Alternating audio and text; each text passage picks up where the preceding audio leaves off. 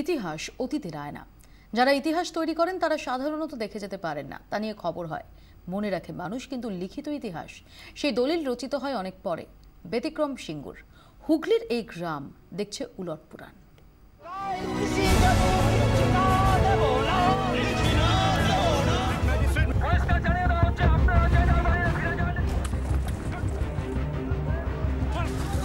সিঙ্গুর আন্দোলন, জমির লড়াই, ঝরেছে রক্ত, ক্ষতবিক্ষত সিঙ্গুরের মাটি। অবশেষে 10 বছরের লড়াইয়ের শেষে পূর্ণ হলো বৃত্ত। সেদিনের লড়াইয়ে ছিল পায়েল বৈদ্য, বয়স তখন সবে 2.5। তাদের জমি কেড়ে নেওয়া হচ্ছে শুনেই পায়েলের পরিবার ছুটে যায় বিডিও অফিসে। 2.5 বছরের পায়েল কোথায় থাকবে, তাই তাকে নিয়ে ছোটেন মা। বলে আমার পায়েল ছিল, আমাকেও মারলো, মেরে চুল মুঠি ধরে গাড়িতে তুললো। তারপরের দিন সন্ধ্যে 6টার সময় আমাদের জেল হলো।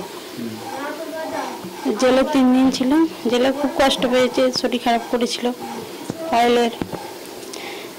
আর সেই ভয় রাত্রিটা কোনোদিন ভুলবো না।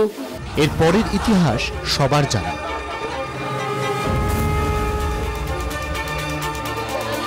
সেই ইতিহাস এবার জায়গা পেতে চলেছে পাঠ্য বইয়ের পাতায়। ক্লাস 9-10-এর ছাত্রছাত্রীদের পড়তে হবে সিঙ্গুরের ইতিহাস। উঠে আসবে তাপসী মালিকের কথা, কৃষি আন্দোলনের কথা, আর নিশ্চিতভাবেই তাদের জায়গা করে নেবে পায়েল। তাকে জেলে নিয়ে যাওয়া হয়েছিল তার মায়ের সাথে। আজকে দেখুন 10 বছর বাদে সেই পায়েল কিন্তু জয়ের নিশানা নিয়ে আজকে এখানে মাটিতে এসে উপস্থিত হয়েছে। সেদিনের সে ছোট্ট পায়েল এখন ক্লাস 8-এর ছাত্রী।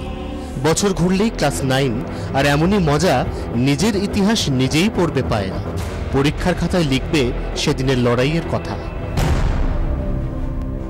এই চ্যাপ্টারটা আমাকে আর পড়তে হবে না। আমার সাথে যেগুলো ঘটেছিল সেগুলোই তো সব লিখে দেবো পরীক্ষায়। না পড়েও আমি সব লিখে দেবো। এই সমাজে বহু মানুষ যারা ইতিহাস তৈরি করেন, কিন্তু ইতিহাসের সাক্ষী থাকতে পারেন কজন? এমন কে আছেন যারা দেখে যেতে পারেন তার কথা জায়গা করে নিয়েছে পাঠ্য বইয়ে? পায়েল সে অনন্যদের একজন। শুধু একা পায়েল না, সিঙ্গুরের আনাচে কানাচে এরকম অনেক নাম আছে যারা হয়তো উঠে আসবে ইতিহাসের পাতায়, পাঠ্যপুস্তকে। কারণ সিঙ্গুরই এখন ইতিহাস।